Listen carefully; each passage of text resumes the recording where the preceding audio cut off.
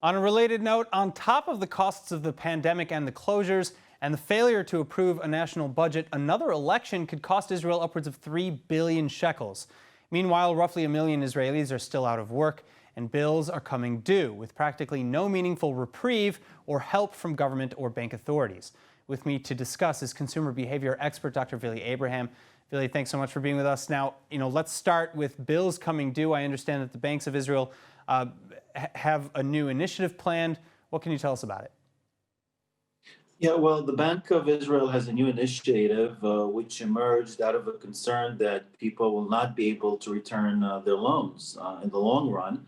And what they want to do is if a family has earned up to 20,000 shekels in February 2020, then they should pay back 25 to 75% of their loan or mortgage. So they want people to start paying something back.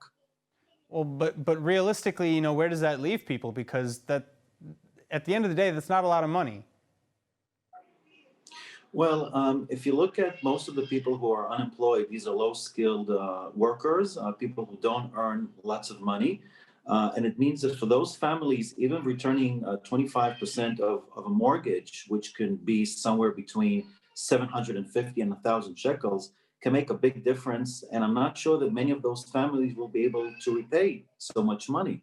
And this can be a serious danger to banks, which may not get their, the money back, which they've given out to loaners.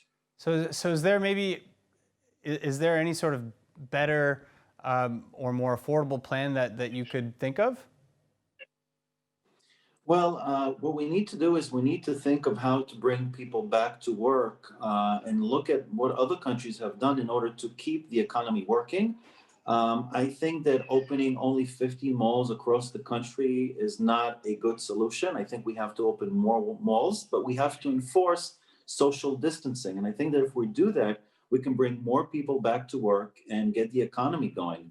That's the only solution. The only solution is to get people back to work, to make money, and to be able to repay their loans. Otherwise, they won't be able to do it. They'll default, unfortunately. All right, well, while all of this is happening, of course, Israel is on the brink of a fourth election, the fourth one in 2 years, and it's estimated to cost upwards of 3 billion more shekels, as we said earlier. And we still don't even have a budget for 2020 or 2021. We've been running on partial budgets since several years ago. How can we pay for that? Well, the only solution now is to increase the budget deficit, which is, as it is, 13% of the gross domestic product, which is very, very high. So they will have to increase it. If you look at what happened in previous years, Election Day was a holiday and people went out to spend. For example, in 2019, in September, people spent about 1.1 billion shekels in using credit cards. We're not talking about cash. So because people spend so much money, it offset the cost of the elections. But elections are very, very expensive. Now they'll be more expensive than prior to COVID-19 because you need to have more more schools where people will be able to come and, and decide who they want to elect. So you need more people, greater budget, and we might need 2 election days because of the social distancing that we want to keep to. So how does that affect elections? Or rather, how would elections affect the banks and average Israelis in the short and the long term? Well, if we look at stock markets, for example, it depends on who investors think will be the next prime minister. And if there's optimism, they'll, bring stocks up. And if there's pessimism, because they don't think anything will change and business is not going to get better, then the stocks will be hurt significantly by this. So it really depends on what they think or who they think will be the next prime minister, and whether they think there'll be any changes in policy. Well, I guess we have no choice but to wait and see. Dr. Vili Abraham, thank you so much.